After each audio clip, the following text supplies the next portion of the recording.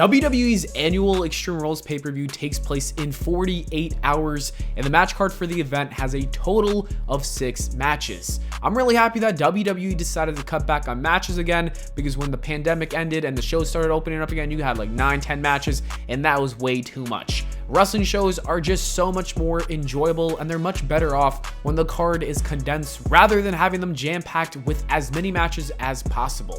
However, I'm not too excited about this show because it doesn't really feel like Extreme Rules. There's only one match on the card that has a stipulation, and that is the Universal Championship match between Finn Balor and Roman Reigns. I think it's very odd that the WWE decided to not take advantage of their stipulation show. Like, the pay-per-view is literally called Extreme Rules. It could have given us a ladder match or an I Quit match or something along those lines. I don't know.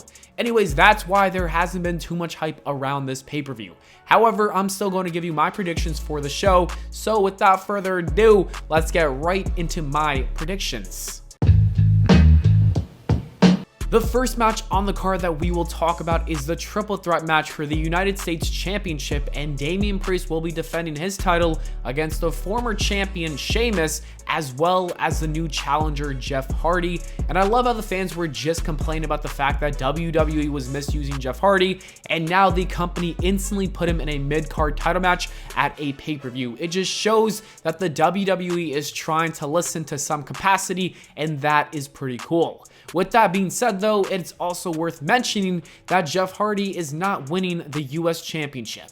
As for Sheamus, I don't see him winning the belt either. He had a pretty lengthy title run beforehand, and it came to an end, and it is now time to allow Damian Priest to hold onto that title for a longer time period. And there's also rumors that Bad Bunny is coming back soon, and it's totally possible that Priest will hold onto that title to feel like a bigger deal when the artist does return. For now though, Damian Priest will be the US champion for a while, so you gotta get used to it. The next match on the card that we have to discuss is Becky Lynch versus Bianca Belair for the Smackdown Women's Championship.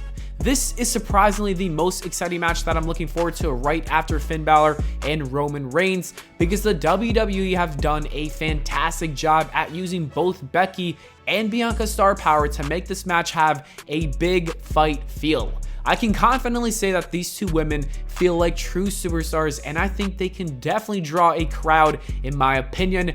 The build-up has been fun, and this is a highly anticipated rematch. The SummerSlam bout was absolutely hated amongst many wrestling fans because people feel like WWE really buried and ruined Bianca Belair with their decision to have her lose the belt in just 26 seconds. I think the reason why this feels like a big fight is because it's going to be interesting whether Becky or Bianca wins, and there's a lot of consequences. If Becky wins, we will continue to see the new cocky heel unfold, and if Bianca wins, we will see her gain her confidence back, and I would love to see another title reign with Bianca Belair. And you also have the entire Sasha Banks factor. She could very well ruin this match. That is actually my prediction. I think Sasha Banks will come, interrupt the match, and it will end in a disqualification to set up a future triple threat match for that title.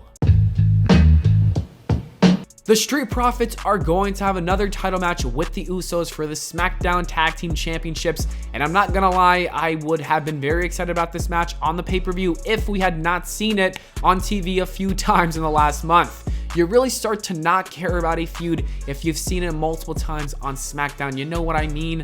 They've had many good matches, and I'm assuming it's going to be another good one. However, I've just seen it so many times that I don't really care about it. The Usos are going to probably retain in a good match, and that's all I can really say about this bout.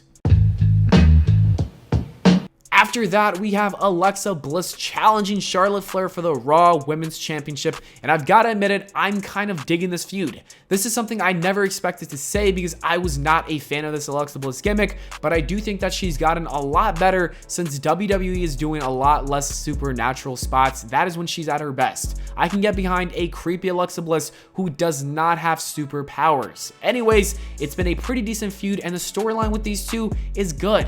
I don't expect this to end anytime soon, and it's not definitely ending at Extreme Rules, but Alexa Bliss isn't going to win the belt either.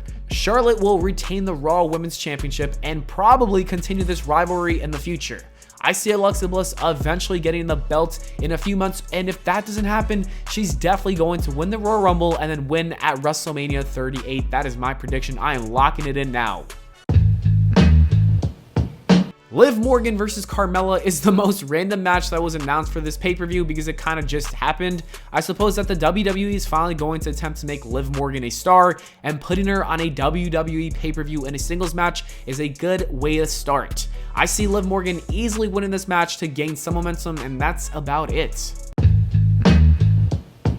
And the main event of the show is going to be Roman Reigns defending the Universal Championship against the Demon Finn Balor. And I know we've seen these two have many matches in the past together, maybe a total of 3 or 4, but things are different now that the Demon is back.